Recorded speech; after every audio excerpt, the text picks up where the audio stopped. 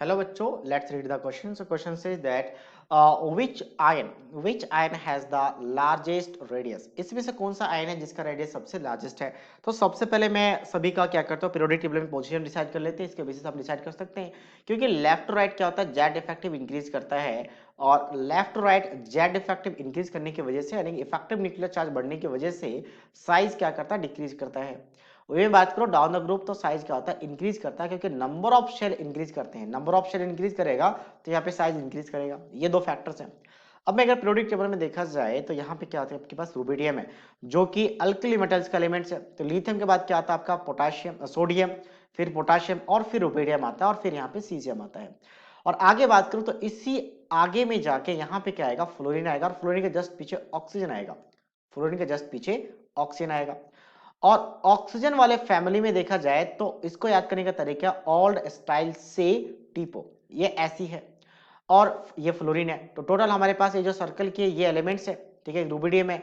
अच्छा एक और रहेगा फ्लोरीन, फ्लोरीन ऑक्सीजन रुबिडियम और ऐसी, ये चार चार एलिमेंट्स है. इनके साइज को कंपेयर करना है तो इन दोनों में किसका साइज ग्रेटर होगा, Fe का साइज ग्रेटर होना चाहिए. बट थोड़ा सा डिफरेंस आ जाता है क्योंकि यहाँ पे ऑक्सीजन में -2 चार्ज होने का मतलब है 2 इलेक्ट्रॉन इसमें ऐड हो रहा है.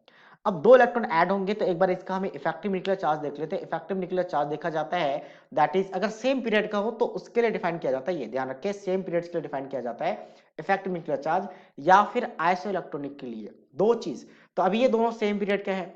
इसमें इलेक्ट्रॉन की बात करें तो इनिशियली इसका एटॉमिक नंबर 8 होता है तो नंबर ऑफ इलेक्ट्रॉन 8 होना चाहिए था, बट 2 नेगेटिव होता है, 2 इलेक्ट्रॉन गेन किया तो इसमें 10 हो चुका है. और जेड इफेक्टिव होता है प्रोटॉन अपॉन ई, मतलब प्रोटॉन पी अपॉन ई का रेशियो. तो प्रोटॉन कितने होंगे, तो प्रोटॉन तो इसका 8 रहेगा, प्रोटॉन फिक्स है. फ्लोरीन की बात करते हैं, फ्लोरीन का एटॉमिक नंबर होता है 9. तो यहाँ पे प्रोटॉन कितना है, प्रोटॉन की बात करते हैं 9 रहेगा, बट इलेक्ट्रॉन की बात करें तो इलेक्ट्रॉन भी 9 है.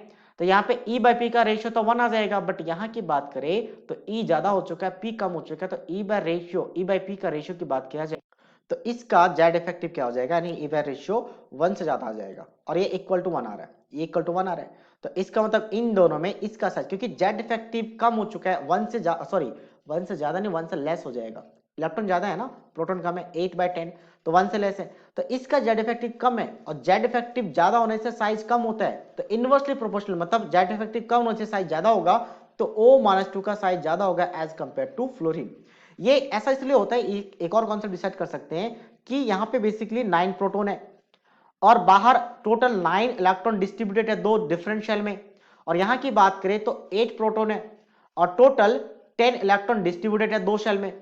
तो यहाँ पे 9 प्रोटॉन 9 इलेक्ट्रॉन्स को खुद की तरफ अट्रैक्ट करने की कोशिश कर रहे हैं और यहाँ पे 8 प्रोटॉन 10 इलेक्ट्रॉन को अट्रैक्ट करने की कोशिश कर रहे हैं. तो ऑब्वियसली यहाँ पे अट्रैक्शन कम रहेगा तो साइज ग्रेटर रहेगा. ऑर्डर बन चुका है. अब हम बात करते हैं इन दोनों में, तो ऑब्वियसली सिलिकॉन Fe का साइज ग्रेटर रहेगा एज कंपेयर टू ऑक्सीजन, क्योंकि दो ही इलेक्ट्रॉन गेन किया बट यहाँ पे नंबर ऑफ शेल दो इंक्रीज कर रहा है. अब क्वेश्चन है कि R B positive and Se+2 में किसका ज्यादा होगा, क्योंकि यहाँ पे +2 लिखा गया है, सॉरी Se-2 में, ठीक है, आरबी पॉजिटिव Se-2 में किसका ज्यादा होगा. तो इनका एटॉमिक नंबर हमें फिर से लिखना पड़ेगा.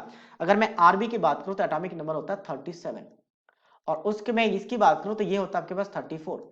तो नंबर ऑफ इलेक्ट्रॉन यहाँ पे कितने होंगे, 37 में से एक इलेक्ट्रॉन जा चुका था 36 और यहाँ पे भी नंबर ऑफ इलेक्ट्रॉन कितने हैं 34, दो इलेक्ट्रॉन ऐड हुए 36, दोनों जगह नंबर ऑफ इलेक्ट्रॉन सेम है. प्रोटॉन की बात करते हैं, यहाँ पे प्रोटॉन कितना है 37 और यहाँ पे प्रोटॉन कितना है आपके पास, यहाँ पे प्रोटॉन है 34.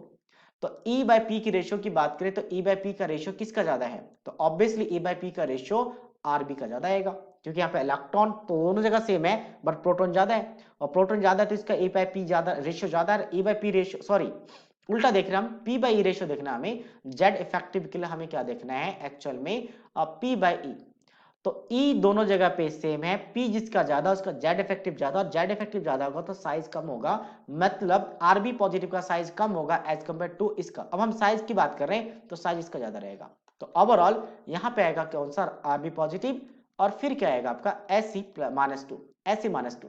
तो सबसे लार्जेस्ट साइज किसका आएगा, Se-2 का. So that means option A is the right answer of this question. So I hope you understood it well. All the best.